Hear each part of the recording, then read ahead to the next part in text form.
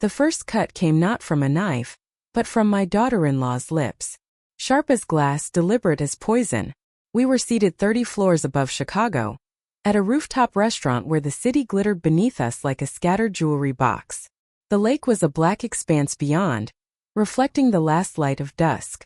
Fairy bulbs ran along the terrace rail, casting a soft glow on polished plates, crystal glasses, the sheen of carefully folded napkins. It should have been beautiful. It should have been a family evening worth remembering.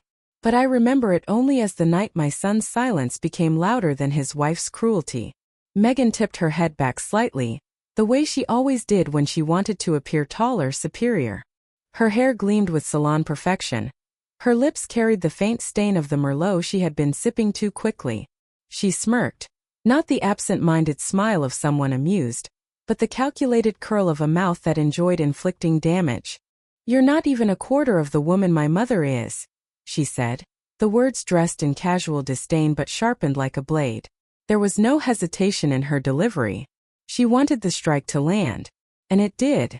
For a moment I didn't breathe. I stared at her, at the young woman who had married my only child, who sat before me wearing a dress I might have helped pay for, a necklace I was sure Jack had charged to the credit card I had covered last Christmas. Her smugness was radiant. She tilted the wine glass in her fingers like it was part of a performance, as if every gesture had been rehearsed. I caught Jack's eyes. For a split second something flickered there, shame maybe or fear, but just as quickly he dropped his gaze to his plate. He stabbed at his steak with a fork, chewing as if filling his mouth would excuse him from having to speak. The silence cut deeper than Megan's insult. I could have ignored it. I had ignored so many slights before. The way Megan rolled her eyes when I offered to help with the laundry, the way she once called my winter coat grandma's armor, the way she corrected Jack's stories at dinner parties as if I had raised a fool. I had convinced myself it was pride. That biting my tongue was keeping peace. But something in me broke under the rooftop lights.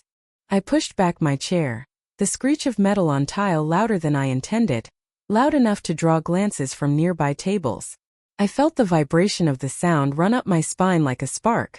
My hands trembled slightly, but my voice when it came was cold, controlled, stripped of any trembling.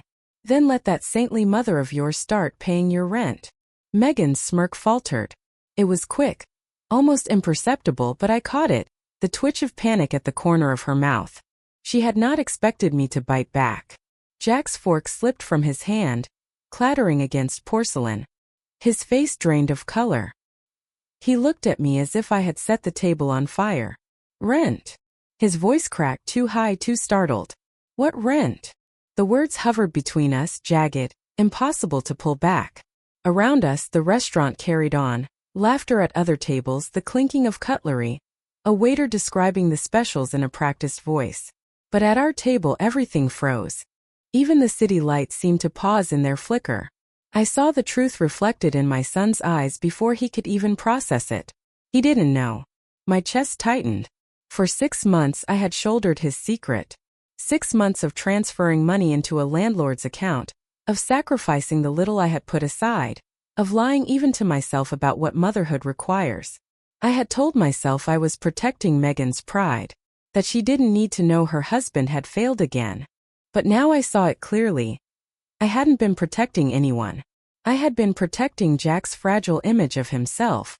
And in the process I had been training them both to treat me like an endless resource. Megan's eyes darted to him. "Jack," she began, her voice strained, defensive.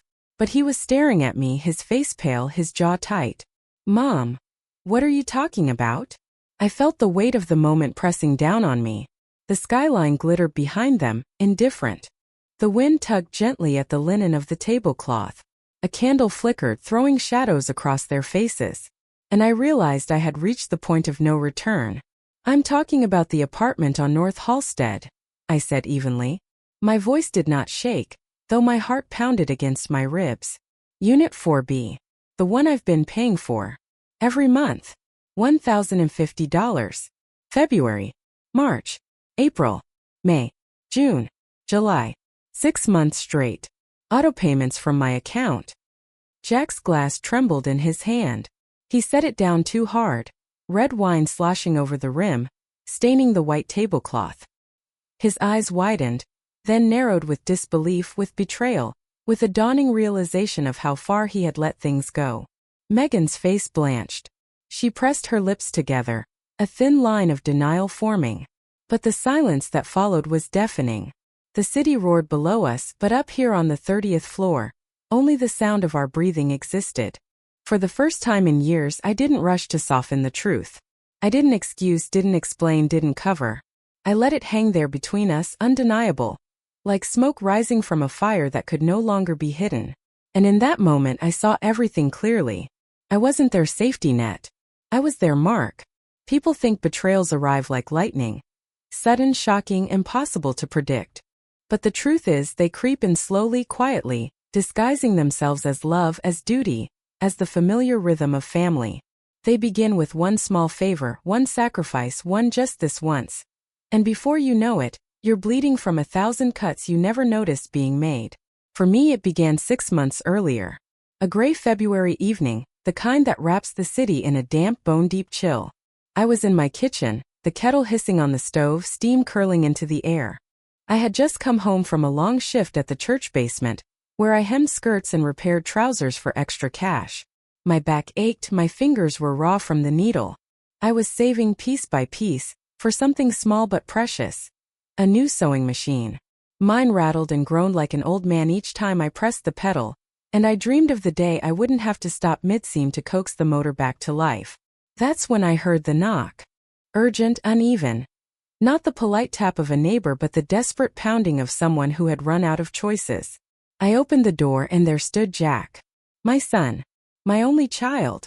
33 years old, but in that moment he looked like a boy again. Suitcase in one hand, his eyes red-rimmed, his shoulders slumped. "Mom," he choked out, his voice trembling. "I got laid off. We can't keep the apartment." I didn't ask questions. I didn't scold. Maternal instinct is faster than reason. I reached for him and he collapsed against me, shoulders shaking. I held him the way I had held him when he was 6 and skinned his knee, when he was 12 and failed his first math test, when he was 17 and his girlfriend broke his heart. My arms knew the shape of his despair. We sat in the living room, the suitcase between us like a silent witness. He told me about the layoffs at the marketing firm, about how he had been the last in, the first out. He said it wasn't his fault, that he was good at his job, that the boss had even praised his creativity. But the praise didn't matter when the numbers didn't add up. "We're 3 months behind on rent," he admitted, his voice low. "Megan doesn't know. I didn't tell her. I wanted to fix it before she found out." The confession twisted something inside me. Megan, proud, glamorous, the daughter of a salon owner in Miami, had always looked at Jack as if he were her ticket to a shining future. What would she do if she found out her husband was unemployed? Would she leave him? Would she blame me? Jack must have read my thoughts because he reached across the table and grabbed my hand. "Mom, please. Just don't tell Megan. She'd never forgive me. I'll find something soon. Promise. Just help me cover it for now. Just until I get back on my feet." I looked at him. My son who had been born on a stormy night when the hospital lights flickered. My son who once whispered that he would buy me a house with a garden when he grew up. My son who still called me when he had a fever even after marriage. How could I say no? That night I went to my bedroom and opened the jar. A heavy glass jar I had been filling with coins and small bills for over a year. My sewing machine fund. My dream of something that would make my small labor easier, my days less painful. I poured it onto the bedspread and counted. $480. Not enough, not nearly enough. The rent was $1,050. So I opened the shoebox under my bed where I kept my emergency savings, a modest amount scraped together from birthday checks, odd sewing jobs, and the careful clipping of coupons. I pulled out $600. Together with the jar, it was just enough. The next morning I walked to the bank, deposited the cash, and arranged the first transfer to Mr. Park, their landlord. I told myself it was temporary. 1 month, maybe 2. By spring, Jack would surely have a new job and I could go back to saving for the sewing machine. But that spring never came. March, April, May, each 5th of the month I made the transfer. At first Jack sent me quick texts. "Thank you, Mom. I'll pay you back soon." Then fewer words. "Got it. Thanks."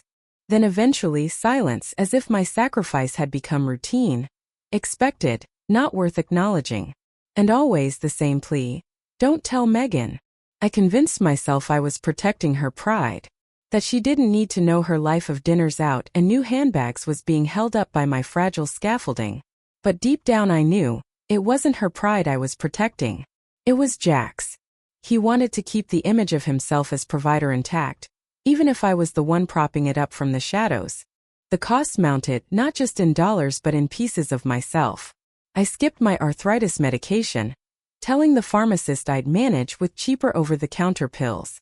I glued the soles of my winter shoes when they split in the slush, the rubber stiff and uneven beneath my feet. I started taking on weekend sewing jobs in the church basement, hunched under buzzing fluorescent lights, patching old coats and hemming faded curtains for $10 apiece. I told no one. Not my friends at the quilting circle, not my sister in Seattle, not even my reflection in the mirror. Shame is a quiet roommate. It eats with you, sleeps beside you, but never speaks out loud. Still, I held on to one treasure. Charlie's wedding ring.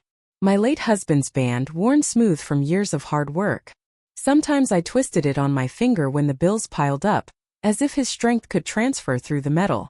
I promised myself I would never part with it. It was the last piece of him I carried. But desperation has a way of making promises feel foolish. By July, Jack's excuses had grown thinner. I've got an interview next week. This recruiter seems really interested. I just need more time.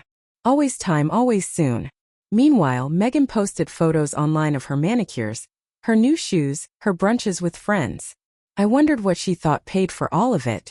I wondered if she thought at all. One afternoon, after a particularly harsh call from Mr. Park reminding me about late fees, I opened the velvet box in my drawer and stared at Charlie's ring. I held it against my palm, cool and heavy, then closed my fist until the edges dug into my skin. That evening I walked to a pawn shop on Clark Street, the neon sign buzzing faintly. The man behind the counter barely looked at me as he weighed the ring. $250, he said. $250? I repeated, my voice barely above a whisper. He shrugged. Gold's not what it used to be. Take it or leave it. I took it. With that money, I covered the late fee on Jack's rent. I told myself Charlie would understand. That love was not in the ring but in the act of keeping our son safe. But when I walked home, my hand felt naked, and the absence of the ring burned more than the weight of it ever had. That was the life I had been living for 6 months. A cycle of sacrifice, silence, and self-erasure. All to protect an illusion that my son was still the man of his household, the provider, the strong husband. But illusions can only stretch so far before they snap. And on that rooftop, under the glitter of Chicago's skyline, Megan's smirk and Jack's shocked face told me the truth I had been avoiding. They had mistaken my sacrifice for weakness. They had turned me into their quiet creditor, their secret lifeline, their easy target. And I knew finally that something had to break. The night of the dinner, I had convinced myself it would be different. I told myself it was a chance to start over, a gentle reset. I had even dressed for reconciliation. Navy dress, pearl earrings, and the beige purse I had owned for years. Not glamorous, not expensive, but mine. The rooftop restaurant had been my idea. A splurge, yes, but one I justified as an investment in family peace. I chose it carefully. A place with a view that could soften even the hardest silences. A chef known for steak with mushroom sauce. Jack's favorite since he was a boy.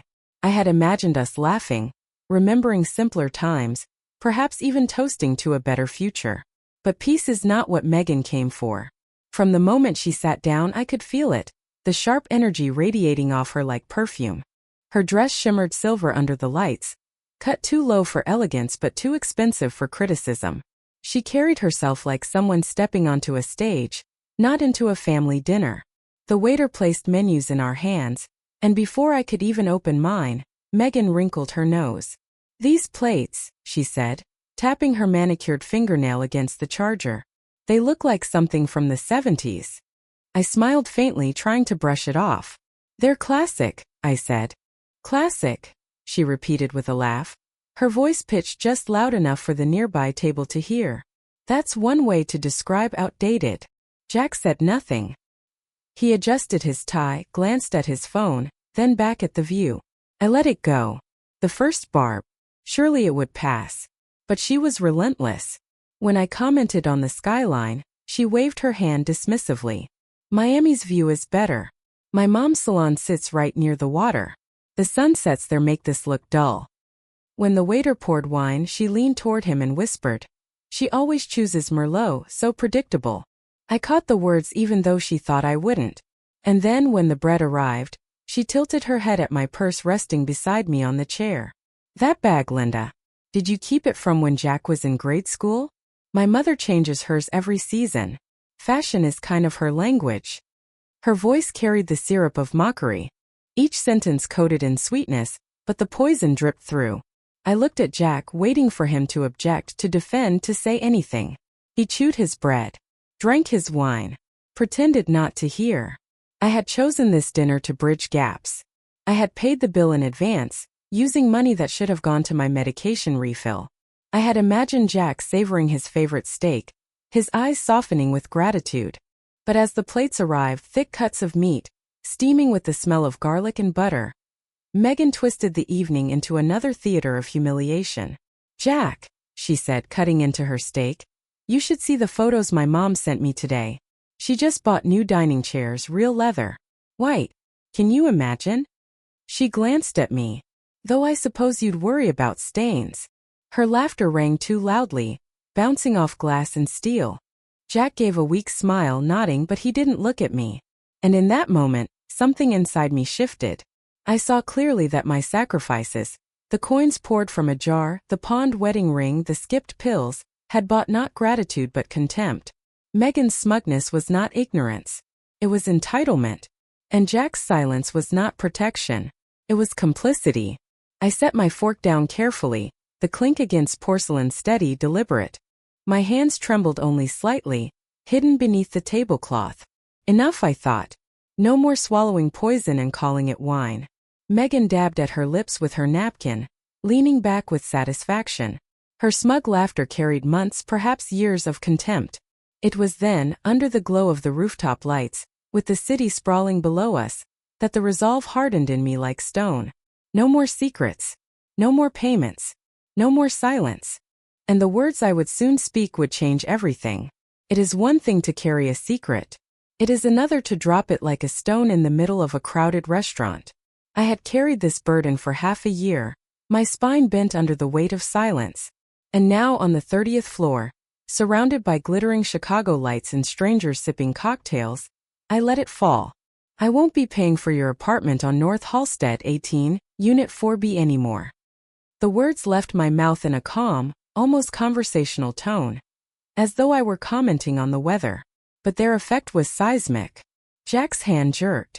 His glass trembled violently, red wine bleeding across the white tablecloth like a wound. Megan's knife clattered onto her plate, metal on porcelain ringing out too sharp, too shrill. For a moment I thought the entire terrace turned to look at us. Maybe they did. "What apartment?" Megan stammered, her face blanching. Her smirk evaporated, leaving behind a naked panic she had never meant to show. "We've been paying ourselves." "No," I replied, my voice steady, unflinching. "I've been paying. Since February. Every 5th of the month. Auto payment from my account, plus the transfer fee." The skyline glittered behind them, each light a reminder of the city's indifference. Cars crawled along Michigan Avenue far below. People laughed in bars and theaters. Lives spun on oblivious to the implosion at our table. Jack's mouth opened, closed. His face was pale, his jaw clenched so hard I could see the muscle twitch. "Mom," he whispered, low and hoarse, as though the word itself were fragile. That's not true. I worked it out with the landlord. Mr. Park." I cut in. My purse sat beside me, and inside it, folded neatly, were the texts he had sent me just the night before. "They'd be late again if not for you. My proof, my quiet ledger of sacrifice." He knows who has been paying Jack. He knows very well. Silence pressed down on us like a storm cloud. Megan shifted in her chair, her hands twisting the linen napkin until it knotted. She searched for words, for denial, for escape. But her voice betrayed her. "I didn't know," she blurted out, too quickly, too loudly. "Jack never told me." I looked at her, my gaze hard enough to pin her to her seat. And you didn't want to know. Her lips parted in protest, but no sound came out. For the first time that evening, she looked small, stripped of the armor of mockery and the smug comparisons to her mother in Miami. The candle on our table flickered violently, as though it too were caught in the crossfire. I reached for my glass of water, not to drink but to steady my hands. My heart hammered, but my voice when I spoke again was clear and sharp. If your mother is so perfect, I said, leaning forward just enough that Megan had to meet my eyes, then let her pay for your dream home. I'm done. Jack flinched as if I had struck him. He looked at me, then at Megan, then down at his plate as though the answer might be written in the pattern of the steak sauce. His silence was louder than her protests. The facade cracked. I saw it in real time. The life they had so carefully polished for the world fracturing under the weight of truth. Megan's chin quivered, her nails dug into her palm. Her eyes darted anywhere but at me. Jack's face was a canvas of shame, denial, and dawning realization. And me? For the first time in months, maybe years, I felt a strange calm. Painful, yes. Bitter, certainly. But calm because the lie was no longer mine to hold. The wind swept across the rooftop, tugging at Megan's hair, lifting the edge of the stained tablecloth. Somewhere below, a siren wailed faintly, then faded. Our table sat in silence, 3 people bound not by love but by exposed deceit. The city glittered on, but I felt nothing but betrayal. There is something almost comical about watching lies collapse. They do not shatter cleanly like glass. They crumble piece by piece like a building with rotten foundations. The first stone falls, then another, until the whole structure caves in under its own weight. That night on the 30th floor, I watched my son and his wife claw at excuses as their facade cracked in front of me. Jack broke first. He leaned forward, elbows on the table, his face pale and sweaty under the glow of the terrace lights. "Mom, listen to me," he said, lowering his voice as though whispering could repair the damage already done. "I worked out a deal with Mr. Park. That's what I meant. A kind of arrangement. That's what I was trying to tell you." The lie sounded rehearsed, but his eyes betrayed him. They darted left, then right, then down to the wine-stained tablecloth as though he could hide inside the stain. I reached into my purse. Slowly, deliberately, I placed my phone on the table and tapped the screen. A text lit up in blue, dated less than 24 hours earlier. "They'd be late again if not for you." Mr. Park's words preserved like a scar. "An arrangement?" I asked coldly, turning the phone so both of them could see. "Is that what you call this? Your landlord doesn't think so." Megan's breath hitched. She reached for the glass of wine she hadn't touched since my first revelation, but her hand trembled so badly that the stem rattled against her ring. "I didn't know," she repeated, her voice sharp, defensive. "Jack never told me. How could I have known?" Her denial was brittle, too quick, too absolute. I had seen her type before, the kind of woman who survives not by facing truth, but by twisting it, by convincing herself of whatever version preserves her dignity. "And you didn't want to know," I answered. My voice was quiet, but it cut through her protests like a blade. She froze, lips parted, eyes wide. For a moment, silence stretched between us. The hum of conversation from other tables drifted around, muffled, as though we sat inside a bubble of tension no one else dared to break. I could feel eyes on us, curious glances, sideways stares, but none of that mattered. Only the 2 faces before me did. My son, pale with shame, and his wife, stripped of her smugness. "Linda," Jack started again, but I cut him off. "No. Enough, Jack. You've let me carry this secret for 6 months, while you played the role of provider, while Megan sat here comparing me to her perfect mother. Do you know what it cost me? Do you have any idea?" He lowered his head, but I pressed on. "I skipped arthritis meds to pay for your rent. I glued the soles of my shoes instead of replacing them. I worked weekends under fluorescent lights in a church basement, sewing hems for $10 apiece. And last week," my throat tightened, but I forced the words out. "Last week I sold Charlie's wedding ring. The only thing I had left of him." Megan's face went still. The smugness, the denial, even the panic seemed to drain out of her. She looked away, down at her plate, down at the city lights reflected in the glass railing. Jack, on the other hand, lifted his face slowly, And for the first time that evening, I saw shame written plainly across his features. You sold Dad's ring? His voice cracked, soft, almost childlike. Yes, I said. So you wouldn't be evicted. He swallowed hard, but no words followed.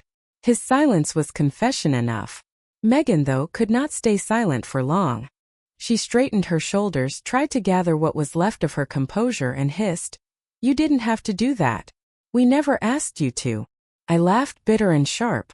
Never asked? You think begging me not to tell your wife isn't asking? You think letting me bleed my savings dry month after month while you parade around in new shoes and handbags isn't asking? Her face reddened. She opened her mouth, then closed it again, her hands knotting the napkin until it nearly tore. Jack finally spoke, his voice small. Mom, I was going to tell you. I didn't want Megan to think less of me. I didn't want to admit I couldn't. Couldn't what? I snapped. Couldn't hold a job? Couldn't keep a promise? Couldn't be honest with the woman you married? His jaw clenched. You don't understand. I understand perfectly.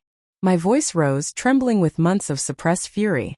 I understand that while I gave up medicine, comfort, even your father's ring, you two sat in this city pretending you were building a life, when really it was me holding up the walls. And I understand this, it ends tonight. The words hung in the air, final, immovable. Megan's eyes darted to Jack, silently begging him to regain control of the situation. But he sat frozen, his lips pressed into a thin line. The facade was gone. The layers of lies had peeled back, leaving nothing but the raw, ugly truth between us. I sat back in my chair, folded my hands on the table, and let the silence swell. Around us, waiters poured wine, couples leaned close over candlelight. A birthday cake with sparklers lit up 3 tables away. The world moved on. But at our table, nothing would ever be the same. I never imagined I would have to itemize my suffering at a dinner table, as if listing expenses in some grotesque accounting book. But that night, under the rooftop lights, I realized silence had been my enemy as much as their lies. The only way forward was exposure. You want to know what it's cost me? I said, my voice steady though my throat felt raw. Fine. I'll tell you. I'll tell you everything I've been swallowing down while you two smiled and pretended you were managing just fine. Megan shifted in her chair, her silver dress catching the light like a blade. She glanced at Jack, but he wouldn't meet her eyes. He was staring at me, pale, as though my words were nails being hammered into his skin. I skipped my arthritis medication, I began. Every month. The pills cost too much. Do you know what it feels like to twist open a jar of pickles and feel pain shoot through your knuckles like electricity? To lie awake at night because your joints burn, but you tell yourself you'll be fine with aspirin from the corner store? That's what I gave up so you could keep your apartment. Neither of them spoke. I glued the soles of my winter shoes when they cracked, I continued. Glued them until the rubber warped and made me limp. I walked like that through the snow, the cold seeping in because I told myself, better I get wet feet than they lose their roof. Megan's lips parted, as if she wanted to interrupt, but I raised my hand. I took weekend jobs in the church basement, sewing until my fingers bled. $10 for a hem, $15 for a jacket patch. Hunched over under buzzing lights, while other women my age were resting, traveling, or at least enjoying their grandchildren. I bent my back so yours could stay straight. Jack closed his eyes, his face drawn. And last week, I said, my voice breaking now, I sold Charlie's wedding ring. The one he wore for 37 years. The ring he twisted on his finger whenever he thought hard. The ring that carried his warmth long after he died. I walked into a pawn shop on Clark Street, handed it over to a stranger, and got $250. Enough to cover your late fee. Do you know what it felt like walking home with that money in my pocket and nothing on my hand? Like betraying him just so I could keep saving you. My words cracked in the air. For a moment, the only sound was the faint clink of cutlery at other tables, the hum of the city below. Megan's eyes shone, but not with sympathy. With anger. Anger at me, not herself. You didn't have to go that far, she hissed.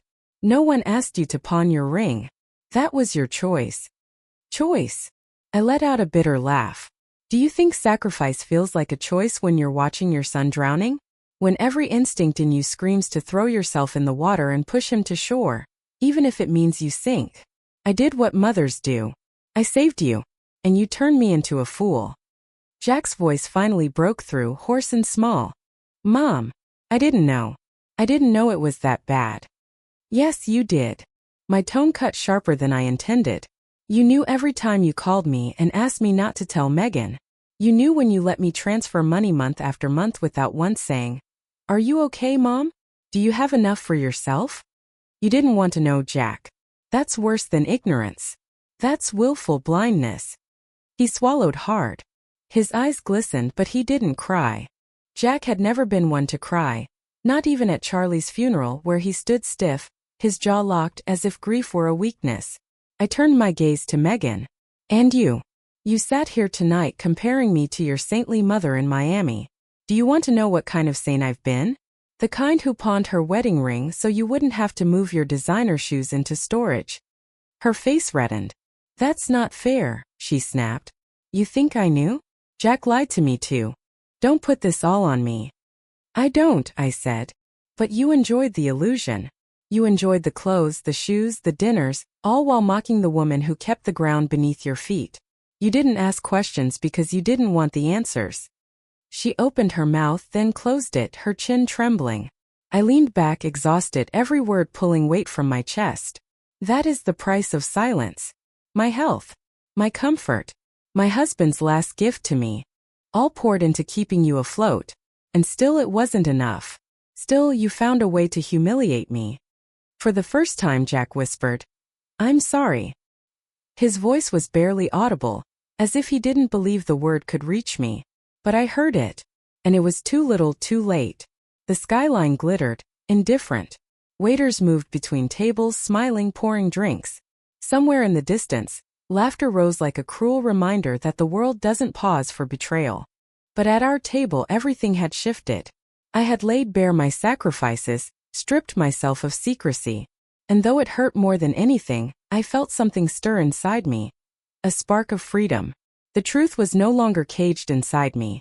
It sat on the table now, undeniable, heavy as stone. And I knew nothing between us would ever return to what it had been. Confessions do not come out like pearls on a string. They tumble, jagged and ugly, tripping over one another, each heavier than the last.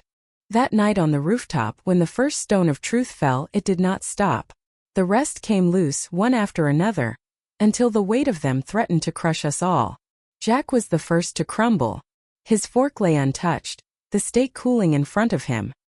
He rubbed his temples as if the city lights themselves were knives stabbing into his skull. His voice was low, cracked, the voice of a man cornered by his own failures. "I was fired 2 weeks ago," he whispered. Megan's head snapped toward him so quickly her earring swung against her neck. "What?" Jack didn't lift his gaze. "The firm let me go. Downsizing, they said. But the truth is I've been slipping. My projects haven't been good. I've been..." He stopped, swallowing hard. "This is my 3rd job loss in a year." The words dropped like stones into water, sending ripples across the table.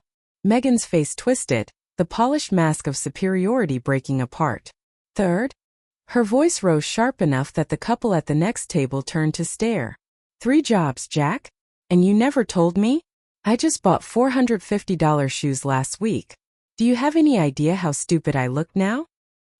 He flinched at her tone but didn't argue.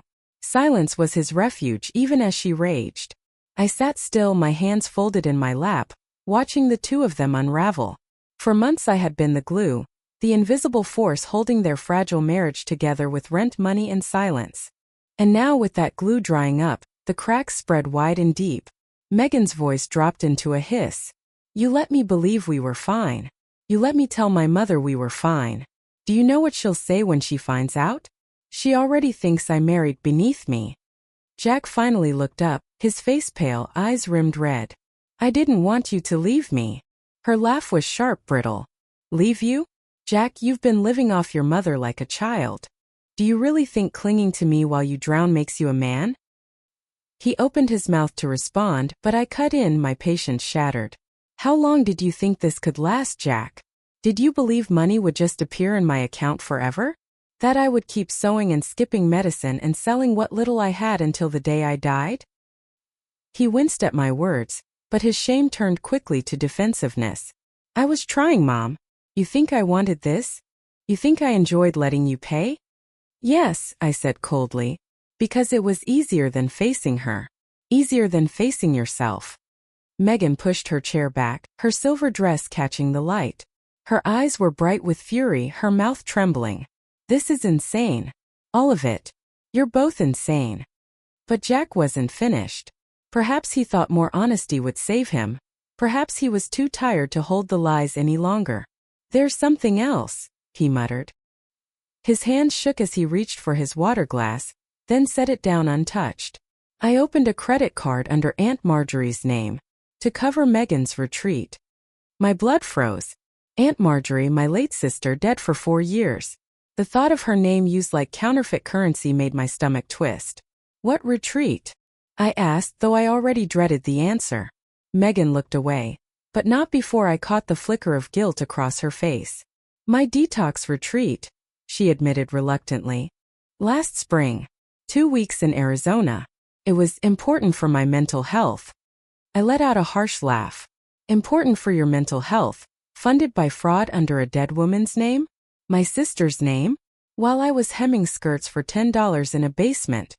Neither of them answered. The city hummed around us, horns in the distance, the faint thrum of bass from a nightclub below. But at our table, only the sound of my breathing filled the air, ragged and furious. You're criminals, I whispered. Both of you. Criminals who sat here mocking me, lying to me, bleeding me dry. Jack dropped his head into his hands. Megan stared at the skyline as though the glittering towers might offer her an escape. And in that silence the truth settled heavy as stone. Their marriage had never been strong. It had been a house propped up by my sacrifices, my silence, my endless willingness to patch over every crack with my own blood and bones. Now, stripped of that, they were nothing but rubble. I should have felt pity. Instead, I felt empty. The cracks had widened beyond repair. And I knew with a clarity as sharp as glass that I would no longer be the glue. The thing about breaking points is that they are never soft. They do not arrive gently or give you time to prepare. They snap sudden, brutal, irreversible. On that rooftop, after months of sacrifice and silence, I felt mine snap clean in two. Jack sat across from me, his face pale and wet with sweat, his fork untouched. Megan's lipstick had smudged at the corner of her mouth from biting down, her polished image unraveling. They both looked at me not as a mother or a mother-in-law but as a vault they had just realized was closing. "Mom," Jack said at last, his voice cracked, fragile. "Please. Just one last chance. I'll fix this. I'll find a job. I'll make it right. Just help us through this month and I promise." "Promise?" I cut him off. My laugh was short, bitter, cold. "You've promised before. 6 months of promises. 6 months of me carrying your rent while you carried lies." He flinched. I was scared. I didn't want to disappoint Megan. I didn't want you to think I was a failure. I leaned forward, my eyes locked on his. "You don't need to fear what I think, Jack. You've already proven it. Not because you lost jobs, people lose jobs, but because you chose deceit over honesty, dependence over dignity." His lips parted, but no words came. Megan stepped in, her voice sharp, brittle. "Stop talking to him like that. A mother owes her child everything. That's the rule. You don't get to just stop because you feel tired of being generous." Her words sliced through me, but they no longer drew blood. Something inside me had calcified. I turned my gaze on her, steady, unblinking. Being a mother does not mean being a bank. It does not mean being a punching bag for your contempt. I raised my son. I gave him everything I had: food, shelter, education, love. That was my duty and I fulfilled it. But I do not owe you my old age. I do not owe you the marrow of my bones. She sneered, her hand tightening on her wine glass. "You think you can just walk away? You think you can abandon us now after everything you've done? If you don't help, I'll get my mother's lawyer involved. We'll take this to court. We'll prove you can't just cut us off." The words might have frightened me once. But not now. "Perfect," I said, my voice ice. From my purse I drew a small stack of papers folded neatly. Bank statements, printouts, transfers highlighted in yellow. I placed them on the table, the slap of paper against wood louder than thunder. "Here. Every transfer. Every dollar. Every sacrifice. Let your lawyer explain why your 33-year-old husband's mother has been paying your rent. Let the court see which one of us is failing. Megan's face drained of color. For the first time she had no retort. Jack reached out, his hand hovering over the papers as though they were fire. Mom, please. No. My voice cut through his plea like a blade. Your lease is up in 30 days. I will not renew it. I will not pay another cent. This is the line, Jack. This is where it ends. Silence. Heavy, suffocating. The city below us roared with life, oblivious to the implosion at our table. Megan's eyes narrowed, fury rising to replace her fear. You'll regret this. Don't think we won't fight. Don't think we won't get what's ours. I leaned back, folded my hands, and for the first time in years, I felt no tremor, no hesitation. Only clarity. Yours. I said softly. Nothing I own belongs to you. Not my money, not my peace, not my life. You've mistaken generosity for obligation. That ends tonight. Jack's lips trembled. His eyes glistened. Mom, don't do this. But I already had. The breaking point had come, sharp and final. And there was no going back. The table was still trembling with the echoes of my last words when I delivered the blow neither of them expected. I had exposed their lies, their fraud, their dependence. I had drawn the line. But the next truth I laid down was not about them. It was about me. I took a slow sip of water, set the glass down, and said, by the way, tomorrow I'm flying to Seattle. Andrew Carter invited me for a month. The silence that followed was deeper than any before. Even the city seemed to pause. The buzz of cars below, the laughter from other tables, the clink of glasses, all of it dimmed, as though the world itself had drawn in a breath. Jack blinked, confusion clouding his face. Who? Megan leaned forward, eyes narrowing, suspicion dripping from her voice. Andrew who? I let the name linger between us, heavy and undeniable. Andrew Carter. My college sweetheart. We've been talking for 2 weeks. He's a widowed engineer now. 3 grown children, all out on their own. He lives in Seattle in a house by the bay.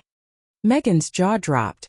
Jack's mouth opened, closed, opened again like a fish gasping for air. You're seeing someone? Jack finally managed, his voice incredulous, almost boyish. Yes. My voice was calm, steady. We reconnected by chance. He found an old photo of us in his college yearbook, reached out through an alumni site. We started talking.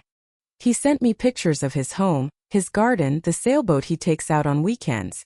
He offered to buy me a ticket. I refused. I bought my own. For the first time in decades, I chose something for myself. Megan's eyes flashed. This is insane. You don't even know him. He could be a scammer, a predator. People online pretend to be anything. You'll lose everything. Her words were meant to scare me. But instead I felt a flicker of satisfaction. She wasn't worried about my safety. She was worried about losing her grip. Jack shook his head, his hands trembling.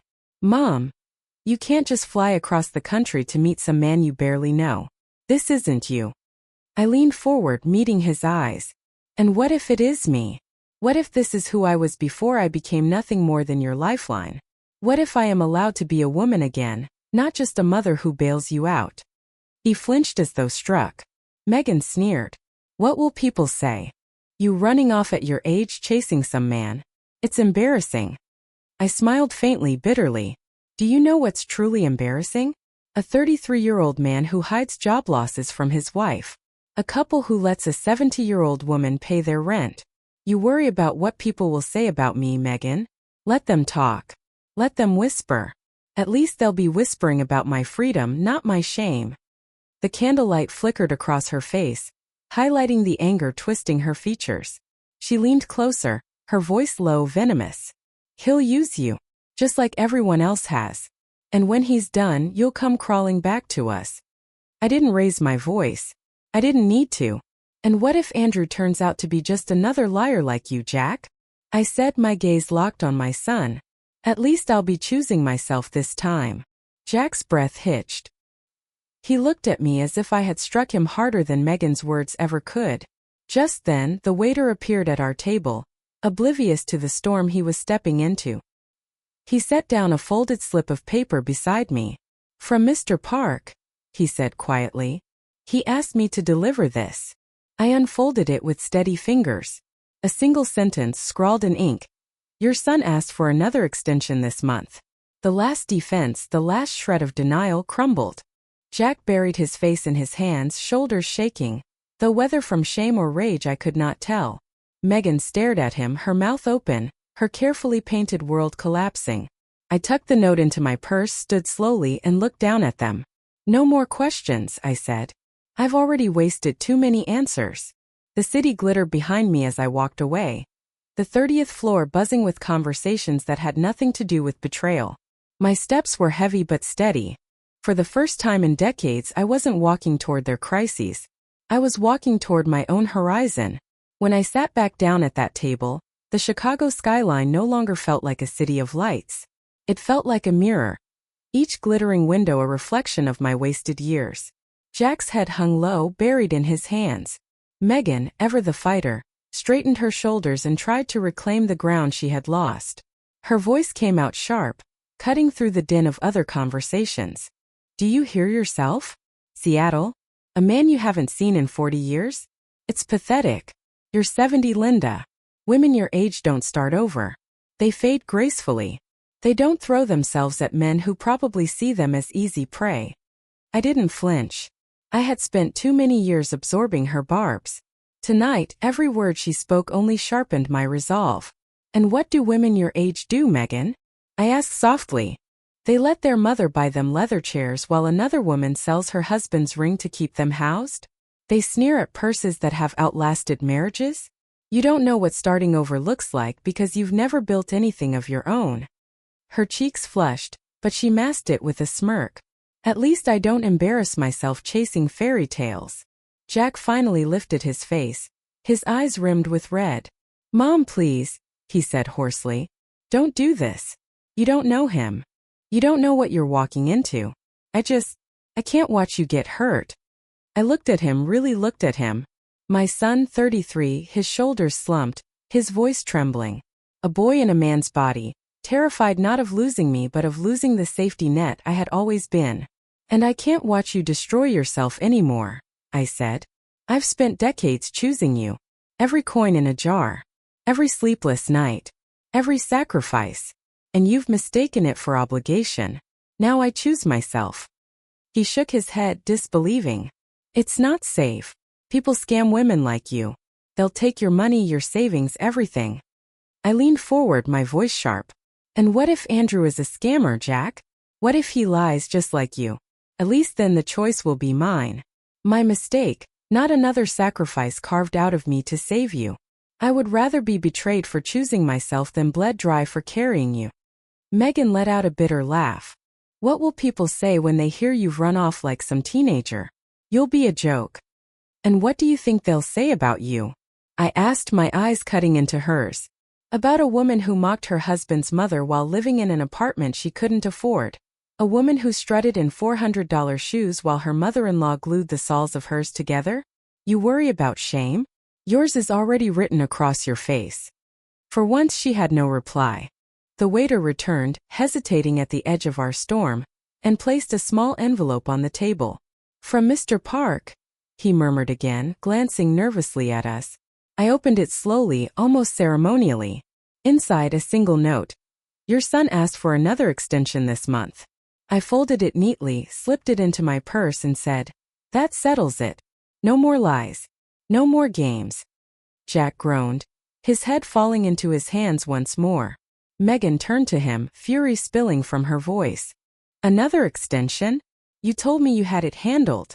You told me you had work lined up." His silence was answer enough. I rose from my chair. "I'm done explaining. I'm done saving. I'm done being the quiet ledger behind your lives. Tomorrow I leave. Whether Andrew is a dream or a disappointment, I'll face it. Because at least I'll be facing it as myself." The city stretched behind me, endless and bright. For the first time, those lights did not mock me. They beckoned. Jack's voice followed me, cracked and desperate. "Mom, please don't go." I turned, looked at him one last time and said, "I already went, Jack. You just never noticed until now." And with that I walked away. 3 days before my flight, I heard a knock at the door. Softer than usual, hesitant, almost apologetic. I opened it and found Jack standing there alone. No suitcase this time, no smug wife at his side, no false bravado. Just my son, shoulders hunched, hands shoved deep in his jacket pockets like a boy caught stealing. "Can I come in?" he asked quietly. I stepped aside. He walked into the living room as if entering a courtroom, his eyes darting to the photos on the walls, Charlie holding him as a toddler, me standing with him at his high school graduation. Pictures of promises of a life that seemed distant now. For a moment neither of us spoke. I poured him a glass of water. He took it with both hands, not drinking, just holding it like it was the only solid thing in his life. "Megan's gone," he said finally, his voice hollow. "She left 2 days ago. Packed her things, went to stay with her mother in Miami. Said she needed space, said she deserved better." I didn't reply. He looked up at me as if expecting pity, but I had none left to give. "I got a job," he continued quickly, almost desperately. "Night shift, cleaning offices downtown. Not glamorous, but it's work. I also found a room above a garage, small, cheap, just enough to sleep. And," he hesitated, swallowing, "I started therapy, twice a week. And I signed up for online accounting courses. Something stable. Something I can actually build on." The words tumbled out of him in a rush, like a confession he had rehearsed. He leaned forward, his hands tightening around the glass. "I was addicted, Mom. Not to booze, not to Dr*GS. To being rescued. Every time I failed, I knew you'd catch me. Every time I lied, I knew you'd cover for me. I let myself believe that as long as you were there, I didn't have to grow up. And his voice cracked. I don't want to be that man anymore." I sat back in my chair, studying him. His eyes were *T, not from drink but from exhaustion. His jacket smelled faintly of bleach and cleaning supplies. His hands, once smooth from office jobs, were red and raw, the skin cracked around the knuckles. Part of me wanted to believe him. The other part remembered every last chance he had begged for. "For once," I said slowly, "you're not asking for money." He looked up, startled, then gave a small, humorless laugh. "I know better. I've drained enough from you already. I'm not here to beg. I needed you to know I'm trying. That when you leave for Seattle, you won't have to wonder if your son is still drowning." Something tightened in my chest. Not pity. Not forgiveness. Something harder to name. He set the glass down, leaned forward and met my eyes. "Go, Mom. Go to Seattle. Meet Andrew. Live your life. If you come back, I'll be different. If you don't, I'll still change. Because I have to. Not for you. For me." For the first time in years, I didn't listen to his words. I looked at his eyes. And for once they seemed to match. I didn't answer right away. I only nodded slowly, as though sealing a contract neither of us dared to put on paper. When he left that evening, I stood at the window watching him walk down the street. His figure was smaller than I remembered, not the towering sun I had built my life around, but a man finally stripped of illusions. For once I didn't feel the urge to run after him. For once I let him walk alone. The airport smelled of jet fuel and coffee, a strange mixture of exhaustion and possibility. I stood by the window at my gate, watching planes rise into the gray morning sky, each one a silver arrow piercing the clouds. My carry-on rested by my feet, light but heavy with meaning. I had packed so little. A week's worth of clothes, a coat, Charlie's old watch, and a single photo of Jack as a boy. I needed nothing more. Behind me I heard hurried footsteps. Jack. His hair uncombed, shirt wrinkled, breath uneven. He carried a crumpled bouquet of daisies, their stems wrapped in cheap cellophane. My favorite flower, though he hadn't remembered that in years. "Mom," he said, breathless. "Wait." I turned. For once he didn't look like a man trying to convince me of something. He looked like my son, stripped bare, fragile. He thrust the daisies into my hands. "For you." Inside the bouquet was a folded letter, written in his uneven scrawl. My hands trembled as I opened it. "Thank you for teaching me to grow up by saying no." Tears pricked my eyes, but I didn't let them fall. I reached out, touched his cheek lightly. "Live your life, Jack. Don't waste it waiting for rescues." He nodded, his throat working, unable to speak. When they called my boarding group, he stepped back. His lips parted as if to say more, but no sound came. I walked away, my back straight, my step steady. On the plane, I pressed my forehead to the window as the city shrank beneath me. The skyline that had witnessed my humiliation, my confrontation, my liberation. It grew smaller, until it was just a blur against the lake. I whispered goodbye, not to Chicago, but to the woman I had been there. Seattle greeted me with rain and salt air. Andrew was waiting just past security, holding yellow roses. His hair was grayer now, his face lined, but his smile was the same as it had been in college when he first leaned across a library table and asked if he could borrow my notes. "Linda," he said, his voice low, warm. He reached for my hand, and in that simple gesture, I felt something I hadn't in decades. Not rescue, not obligation, but companionship. He drove me to his house by the bay, a modest 2-story with windows that looked out over water where sailboats bobbed gently. The air smelled of cedar and salt. In the kitchen he grilled salmon, the scent filling the room. His daughter Nora arrived later, bringing a pie. She hugged me warmly and whispered, "Dad hasn't smiled like this since Mom passed." We ate together at the long wooden table. Conversation flowed easily, without barbs or comparisons, without the silent weight of debts and unspoken lies. When I laughed, I realized it had been months since I'd heard my own laughter sound that free. Days passed like waves against the shore. We walked along the docks, shared stories of lost years, sat by the fire at night. I told him about Charlie, about the ring I had pawned, about the silence that had nearly broken me. He listened without judgment, without interruption. 6 months later I moved to Seattle. Jack called sometimes, his voice steadier each time. He had kept his night job, earned a promotion, rented a small apartment of his own. He never asked for money again. He spoke of therapy, of learning to stand without leaning on me. And for once I believed him. Megan remarried a wealthy realtor in Miami.